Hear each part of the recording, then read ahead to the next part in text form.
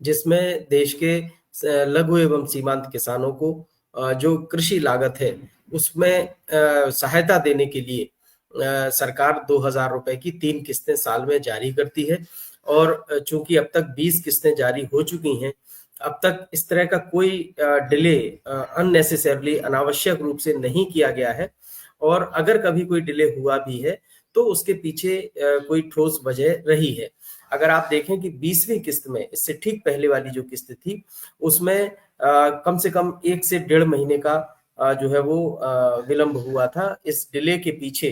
एक बड़ा कारण था, उस समय देश में, पूरे देश में बारिश का दौर चल रहा था और अनपेक्षित रूप से बहुत ज्यादा बारिश हो रही थी, जिसके कारण किसानों की परेशानी जो है वो लगातार बढ़ती जा रही थी। और इसे देखते हुए सरकार ने भी, चूंकि पीएम किसान सम्मान निधि की जो स्कीम है उसके लिए नए आवेदक के लिए एक प्रक्रिया है, उसको पूरा करना होता है। साथ ही साथ जो पुराने आवेदक यानी जो एग्जिस्टिंग जो इसके लाभार्थी हैं, उनके लिए भी 1-2 शर्तें जोड़ी गई थी, जिसमें फार्मर रजिस्ट्री बनवाना, बैंक खाते की ई-केवाईसी करवाना, ये चीजें जो है वो अनिवार्य की गई थी, तो किसानों को समय मिल सके अपनी इस प्रक्रिया को पूरा करने के लिए। उसके लिहाज से सरकार ने इस 20वीं किस्त में जो है वो देने में विलंब हुआ था। और 21वीं किस्त को लेकर, चूंकि 20वीं किस्त के तुरंत बाद 21वीं किस्त जो है वो एडवांस रूप में 4 राज्यों, जो बाढ़ प्रभावित इलाके थे 4 राज्यों के, उनमें लगभग 35 लाख किसानों को, उन 4 राज्यों के किसानों को ये एडवांस में 21वीं किस्त जारी कर दी गई थी।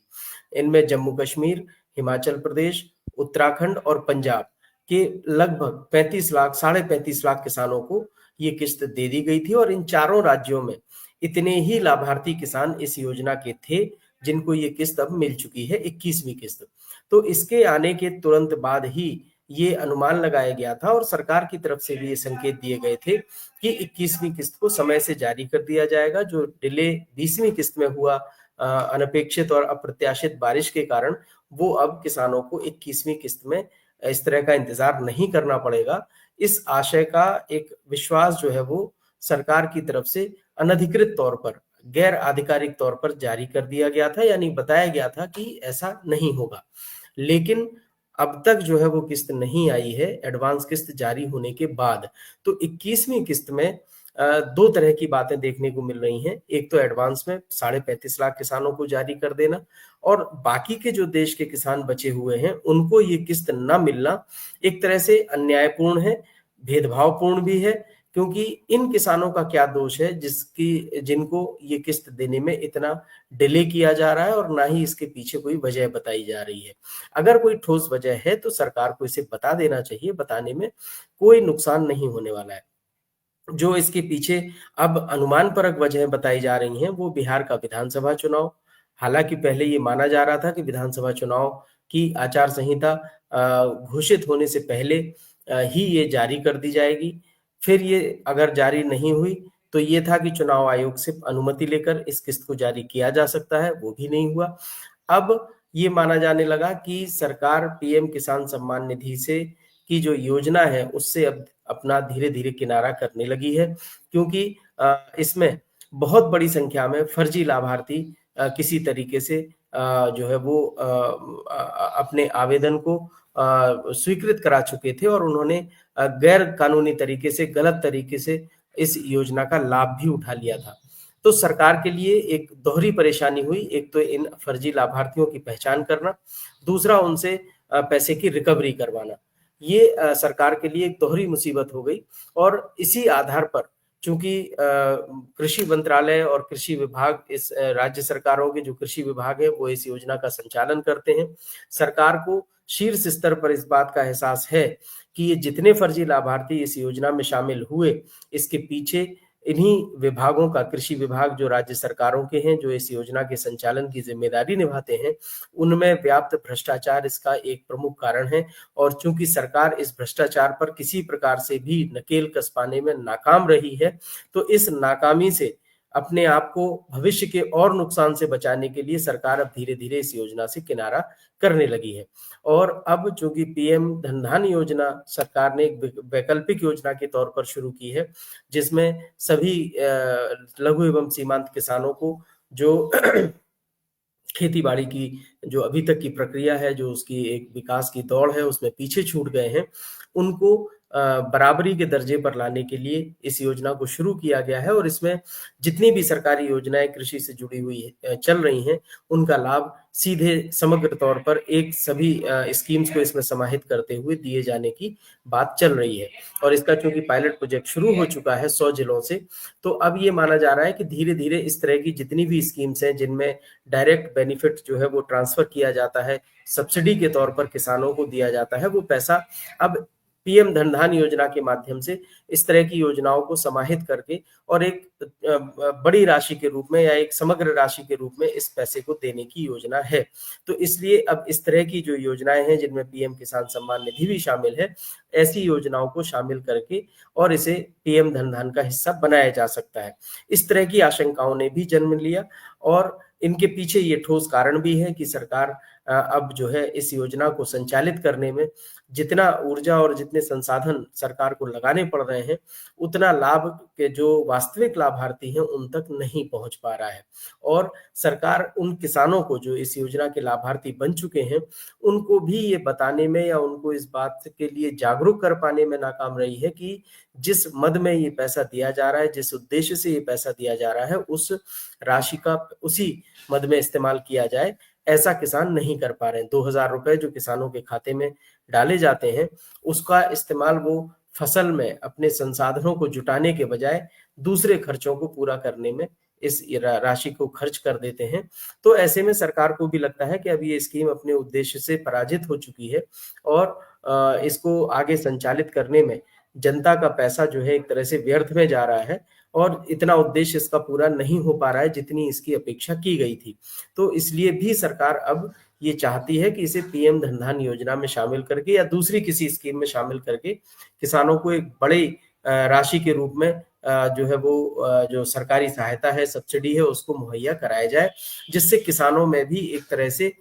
खुशी होगी और उनको लगेगा कि ये राशि उनके किसी काम की है। 2000 रुपए की राशि जिसे सम्मान निधि के तौर पर दिया जा रहा है, इस पर भी सवाल उठते रहे हैं। लगातार विपक्ष जो है सरकार को सवालों के घेरे में खड़ा करता रहा है कि आखिर 2000 रुपए से किसानों का क्या भला होगा, वो भी इस महंगाई के दौर में। तो ऐसे में हर तरफ से सरकार को जब ये लगने लगा कि इस योजना को लंबे समय तक संचालित करना व्यर्थ की कवायद है, तो अब धीरे-धीरे ये माना जा रहा है कि सरकार अपने हाथ खींच रही है और इन योजनाओं को जो है वो दूसरी किसी योजना में समाहित करने की कवायद शुरू करने वाली है। लेकिन जिस स्केल पर और जिस पैमाने पर इस योजना को शुरू किया गया था और ये एक तरह से इसी योजना ने सरकार को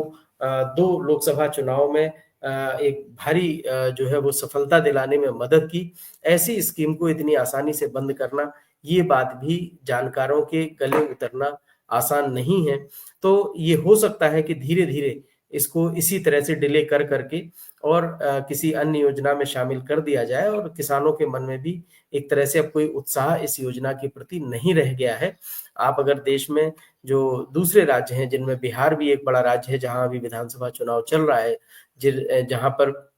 पीएम किसान सम्मान निधि के जो लाभार्थी हैं वो बहुत ज़्यादा संख्या में हैं। उड़ीसा है, उत्तर प्रदेश, राजस्थान, मध्य प्रदेश, ये बड़े राज्य हैं। महाराष्ट्र जहाँ पर पीएम किसान सम्मान निधि के लाभार्थी किसानों की संख्या बहुत ज़्यादा है। आप इसी से अनुमान लगा सकते हैं कि 21वीं किस्त लगभग 9 करोड़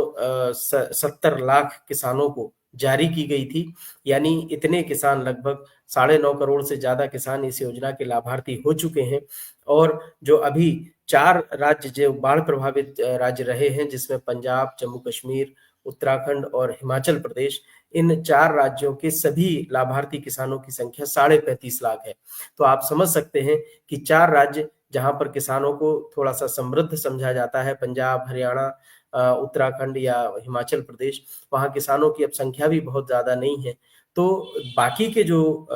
9.5 करोड़ या 9 करोड़ किसान हैं, वो इन्हीं बड़े राज्यों से जिन्हें कभी बीमारू राज्यों की श्रेणी में रखा जाता था, इन्हीं राज्यों से ये किसान आते हैं और इन्हीं राज्यों के, जिसमें यूपी, एमपी, बिहार, छत्तीसगढ़, राजस्थान, मध्य प्रदेश, इन सभी राज्यों के लघु एवं सीमांत किसान जो खेती से बहुत ज़्यादा परेशानी का सामना कर रहे थे, उनको इस योजना में शामिल करते हुए इसका आगाज़ किया गया था। तो इन्हीं राज्यों में इस योजना का असर भी है और अगर चुनावी लाभ नफ़ा-नुकसान की हम बात करें तो एनडीए सरकार को इस योजना की वजह से इन राज्यों से बहुत अधिक समर्थन भी मिला, सहयोग भी मिला। तो सरकार इतनी आसानी से इसको बंद नहीं करेगी या एक झटके में बंद तो नहीं करेगी, ये बिल्कुल तय बात है। ऐसे में हम ये कह सकते हैं कि धीरे-धीरे ही सही, लेकिन किसानों का मोह भंग अब इस योजना से होने लगा है। जिस प्रकार से डिले सरकार करती है इसकी किस्त देने में,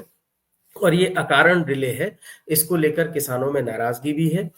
सरकार इस बात के लिए आश्वस्त जरूर है कि ये नाराजगी वोट में रिफ्लेक्ट नहीं होगी, इसलिए सरकार इतना जोखिम लेने की जो है वो कवायद कर लेती है। ये सरकार ने एक तरह से सरकार के लिए एक तरह से एक सॉफ्ट कॉर्नर बन चुका है। तो इसका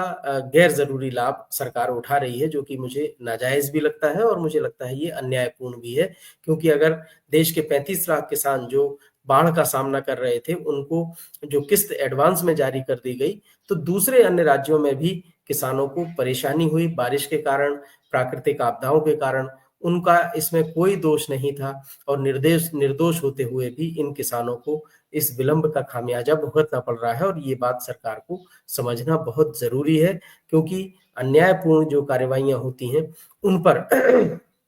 कभी न कभी जनता का या लोगों का गुस्सा ज़रूर निकलता है। साईं। बहुत शुक्रिया निर्मल जी। मुझे लगता है इससे ज़्यादा विस्तार से और क्या समझाया जा सकता है, क्योंकि पीएम किसान सम्मान निधि को लेकर जितने ज़्यादा देरी होगी उतने ज़्यादा सवाल खड़े होते चले जाएंगे।